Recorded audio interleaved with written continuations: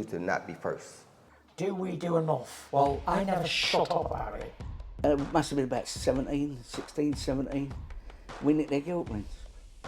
Right, the bouncers gilt rings. This is no good for me. That's the reality. If you want the honest truth, and I see it every day.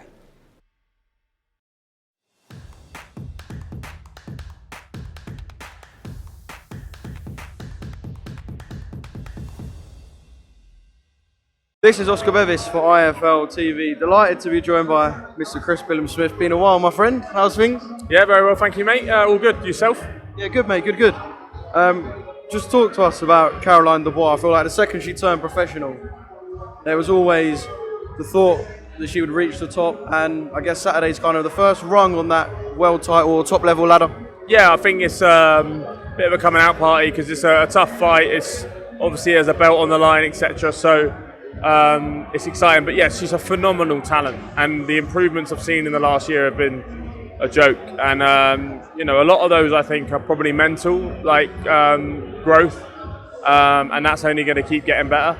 But yeah, she's just such a phenomenal talent. Great energy in the gym. She's a superstar in the making. Providing she stays humble like she is, but hard working like she is, even keeping some of the doubts she has, and just that's what growth mindset's all about, improving all the time. I think she'll be an absolute superstar. Yeah, maybe it might come when she's kind of more in the mix with the elite fighters, but I just haven't seen a bad word come from her mouth. Yeah, no. I know you're a gentleman, but I think even she tops you for politeness.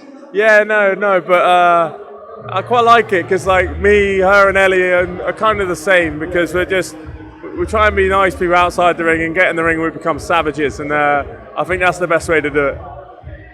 Talking of you being a savage in the ring, when are we going to see that next? Can you give us anything? By the end of the year, I've been looking to get out in November, may even creep into early December, but that's been I'm back in camp for a while now, aiming towards that sort of date, but no news as of yet. How's kind of life? I'm not going to say life changed because on the boxing circuit everyone knows about Chris Billam-Smith, but I guess kind of just general life a little bit blown up since the Lawrence Okolie fight. Have things been a bit different over the last few months? Yeah, I mean, it's literally get recognised a bit more. It's a bit hard. Enjoy that? You've got to appreciate it because once upon a time, when I was, fighting behind closed doors on George Grove's undercard for my second fight, I would have dreamed of that. So, and you want that, and it's part of the brand and the awareness of it. But yeah, it's nice to get, a lot of people in Bournemouth obviously come up to me and say they were there or they watched it or they live round the corner and they could hear it, and that's really nice because it's nice for everyone else to share, a great night with me.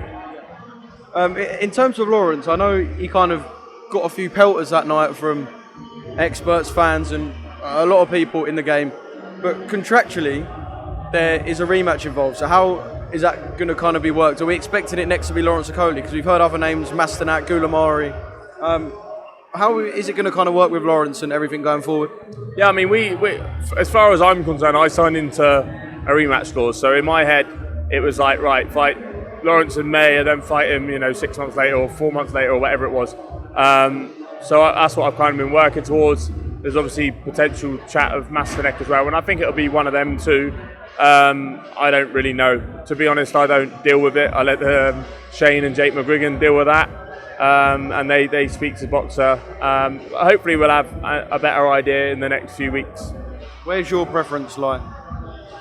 I don't think anyone wants to fight Lawrence once, but I had to.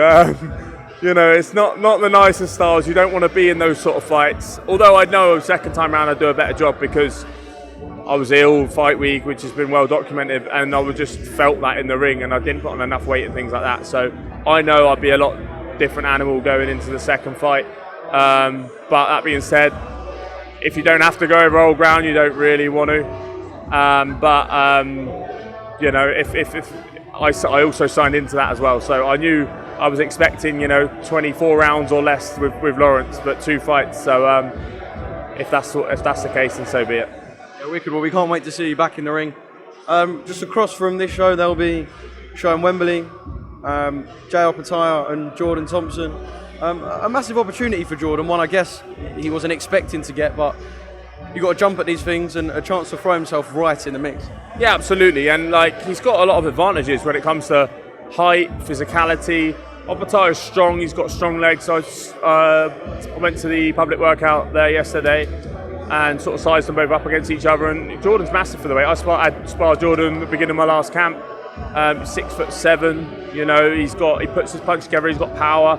He's a solid fighter. The only thing is the experience that he lacks. You know, he's going from like a sort of Commonwealth level to world title in one fight. Obviously, I had the perfect build up to that stage, so that's the only thing that worries me is the experience. But to give him more of a chance. But Opetaya has been out of the ring for a long time as well, so there's a lot of tangibles in this fight, I think, which a lot of variables that make it a really intriguing fight. Opetaya's also obviously got that superb win over Breedis, but other than that, what sort of tests has he had?